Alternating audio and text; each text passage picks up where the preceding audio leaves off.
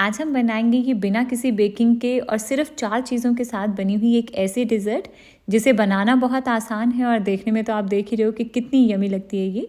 और खाने में ना जब आप इसे सर्व करोगे तो चाहे बच्चे हों या बड़े, ये सबको बहुत ही ज़्यादा पसंद आएगी। तो चलिए फटाफट से इसकी रेसिपी को शुरू कर लेंगे। तो इसके लिए ना सबसे पहले हम एक बोल में थोड़े से बिस्किट्स डाल लेंगे, जिसके लिए मैंने 270 ग्राम डाइजेस्टिव बिस्किट लिए हैं। आप इसकी जगह कोई भी और प्लेन बिस्किट ले सकते हो, जैसे कि पार्ले जी या मारी, या फिर 1-2 तरह के बिस्किट्स अगर घर पर पड़े होते हैं ना तो उनको मिक्स करके भी ले सकते हो। अच्छा, इन बिस्किट्स को ना अब हम हाथों से ही बस इस तरह से थोड़े छोटे टुकड़ों में तोड़ लेंगे। कोई क्रश या ग्राइंड नहीं करना हमें, बस हाथों से ही रफली इस तरह से छोटे छोटे टुकड़ों में तोड़ लेना है।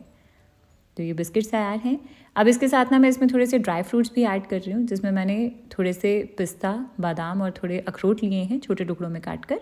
इसे भी डाल के बिस्किट्स के साथ ही मिक्स कर लेंगे। ड्राई फ्रूट्स ऑप्शनल है, आप चाहो तो स्किप कर सकते हो। तो ये बिस्किट्स तैयार हो गए हैं, इसे अब हम एक साइड पर रखेंगे। इसके बाद अब हम एक सॉस पैन लेंगे, जिसमें डालेंगे आधा कप पिसी हुई चीनी, आप चाहो तो रेगुलर शुगर भी ले सकते हो इसमें। और साथ में डाल देंगे 1/4 कप कोको पाउडर और आधा कप पानी। इन तीनों चीज़ों को अच्छे से मिक्स कर लेंगे ताकि कोको पाउडर के कोई भी लम्स ना रहे।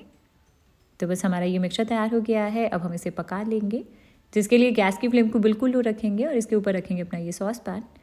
और अब हम इस मिक्सचर को ना लगातार चलाते हुए बिल्कुल लो फ्लेम के ऊपर पकाएंगे। धीरे धीरे आप देखोगे कि ये जो मिक्सचर है ना, ये थिक होना शुरू हो जाएगा। तो 1-2 मिनट तक ही पकाया मैंने इसे अभी, और अभी आप देख रहे हो कि ये मिक्सचर थोड़ा गर्म हो गया है। तो इस स्टेज के ऊपर ना अब मैं इसमें थोड़ा बटर भी ऐड कर रही हूँ, जिसके लिए मैंने यहाँ पर ये 80 ग्राम अमूल सॉल्टेड बटर लिया है। आप वैसे चाहो तो इसमें अनसॉल्टेड बटर भी डाल सकते हो। अगर अनसॉल्टेड बटर डाल रहे हो तो थोड़ा सा, यानी कि 1 पिंच के जितना ना नमक भी डाल दीजिएगा इस मिक्सचर में। तो बस इसे उसी तरह से मिक्स करना है। बटर भी मेल्ट हो जाएगा धीरे धीरे, और लगातार चलाते रहेंगे लो फ्लेम के ऊपर। तकरीबन 7 से 8 मिनट तक पकाना है इसे टोटल। तो तकरीबन 7-8 मिनट तक ही पकाया मैंने इसे, और अब आप देख रहे हो कि मिक्सचर में बबल्स आने शुरू हो गए हैं। और ये मिक्सचर जो है ना, ये अब विस्क को कोट भी कर रहा है। तो एक बार इसकी कंसिस्टेंसी चेक कराती हूँ मैं आपको। आप देख रहे हो कि रनी और लिक्विड ही है, बट फिर भी चम्मच को हल्का सा कोट कर रहा है ये। तो ऐसी कंसिस्टेंसी रखनी है हमें इसकी। तो गैस को मैंने बंद कर दिया है, और सिर्फ 1 मिनट के लिए ना इस मिक्सचर को हम इसी तरह से रखा रहने देंगे। और 1 मिनट के बाद अब इस मिक्सचर को हमें डाल देना है अपने इस बिस्किट वाले बोल में। तो सारा मिक्सचर अच्छे से डाल देंगे इसमें।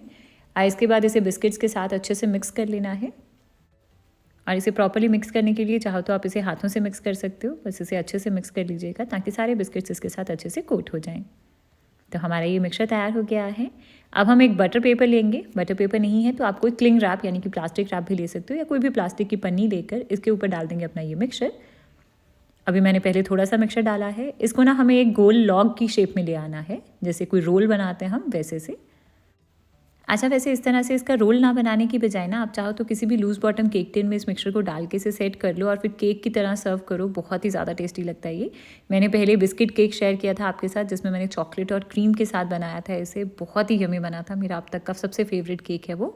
तो आप उसकी रेसिपी का लिंक नीचे डिस्क्रिप्शन बॉक्स में देख लीजिएगा। बहुत ही ज़्यादा यमी बनता है, ज़रूर ट्राई करिएगा। तो इस तरह से बाकी का बचा हुआ मिक्सचर भी मैं इसी के ऊपर डाल रही हूँ, और इसे बस एक रोल की शेप में ले आएंगे। बहुत ही आसान है ये स्टेप वैसे करने में। तो आप देख रहे हो कि एक रोल की शेप में आ गया ये। तो इसके बाद ना अब हम इसे पैक करेंगे, जिसके लिए ये जो बटर पेपर है इसको इस तरह से आगे की तरफ फोल्ड करेंगे और इसे अच्छे से टाइटली पैक कर देंगे। नीचे का ये जो सर्फेस थोड़ा फ्लैट हो गया है, इसे भी मैं हल्का सा रोल कर रही हूँ। इसके बाद इस बटर पेपर के साथ इसे टाइटली पैक कर देंगे, साइड्स को भी फोल्ड कर देंगे ताकि ये बटर पेपर खुले नहीं। इसके बाद अब हम इसे सेट होने के लिए फ्रिज में रख देंगे। फ्रिज में रखना है, फ्रीज़र में नहीं। और कम से कम 2 से 3 घंटे के लिए, या फिर तब तक जब तक ये पूरे अच्छे से सेट हो जाए, और फिर इसके बाद हम इसे सर्व कर लेंगे। तो 2-2.5 घंटे तक फ्रिज में रखा था मैंने इसे, और अब हमारा ये जो चॉकलेट रोल है ना बिस्किट्स वाला, ये बिल्कुल अच्छे से सेट हो गया है। अब हम इस बटर पेपर को हटा देंगे और इस रोल को अब हम एक बोर्ड के ऊपर शिफ्ट करेंगे, और इसके बाद इसे स्लाइसिस में कट कर लेंगे। तो सबसे पहले ये जो इसकी साइड है ना, इसे मैं निकाल रही हूँ। ये वैसे आप खा सकते हो, मुझे बस ये देखने में अच्छी नहीं लग रही है क्योंकि हमें थोड़ी प्रेजेंटेबल स्लाइसिस निकालनी है। तो इसके लिए हम इसके बाद इसको इस तरह से स्लाइसिस में कट करेंगे। इसके बाद आप इसके अंदर का टेक्सचर देख रहे हो, कितना यमी लग रहा है। ये बिस्किट्स जो हैं ये अलग अलग लेयर्स में आ गए हैं, एकदम डिफरेंट सा पैटर्न बन गया है, और साथ में थोड़े थोड़े ड्राई फ्रूट्स भी दिख रहे हैं इसमें। बहुत ही ज़्यादा यमी बनता है ये देखने में भी और खाने में भी। अच्छा, चाहो तो इन स्लाइसिस को इसी तरह से कट करके आप सर्व कर सकते हो, ये सबको बहुत ही ज़्यादा पसंद आएंगी। बट मैं इसे थोड़ा और भी अट्रैक्टिव बनाने के लिए ना आज इसे चॉकलेट के साथ कोट करूँगी। तो इसके लिए ना मैंने यहाँ पर ये 120 ग्राम डार्क कंपाउंड चॉकलेट ली है। आप इसकी जगह अपने मनपसंद कोई भी और चॉकलेट ले सकते हो। इस चॉकलेट को हमें मेल्ट करना है, जिसके लिए मैं आज माइक्रोवेव यूज़ कर रही हूँ। आप चाहो तो डबल बॉयलर मेथड भी ले सकते हो। तो चॉकलेट को माइक्रोवेव में मेल्ट करने के बाद चॉकलेट अच्छे से मेल्ट हो गई है। अब इसके बाद ना इस चॉकलेट में ना मैं 2 छोटे चम्मच ऑयल ऐड कर रही हूँ। कोई भी न्यूट्रल फ्लेवर का रिफाइंड ऑयल आप इसमें यूज़ कर सकते हो।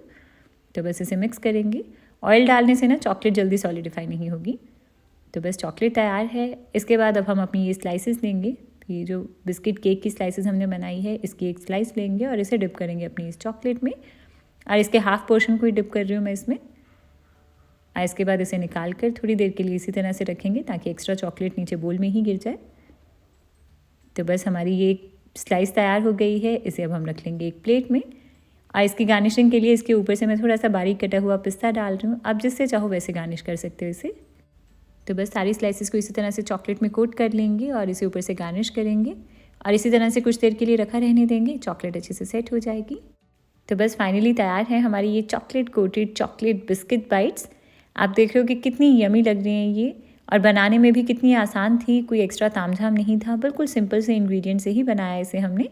तो आप भी बनाइए इस रेसिपी को, और जब आप इसे सर्व करोगे ना आपके घर में मेहमानों को, सब बहुत ही ज़्यादा खुश हो जाएंगे। ये इतनी ज़्यादा टेस्टी बनती हैं। तो फटाफट से ट्राई करो इस रेसिपी को। मेरे साथ अपना फीडबैक शेयर करिएगा। पिक्चर शेयर कर सकते हैं इन सारी रेसिपीज़ की आप मेरे इंस्टाग्राम पर। और अगर आपको आज की ये रेसिपी पसंद आई हो तो प्लीज़ वीडियो को लाइक करिएगा और मेरे चैनल को सब्सक्राइब करना ना भूलें।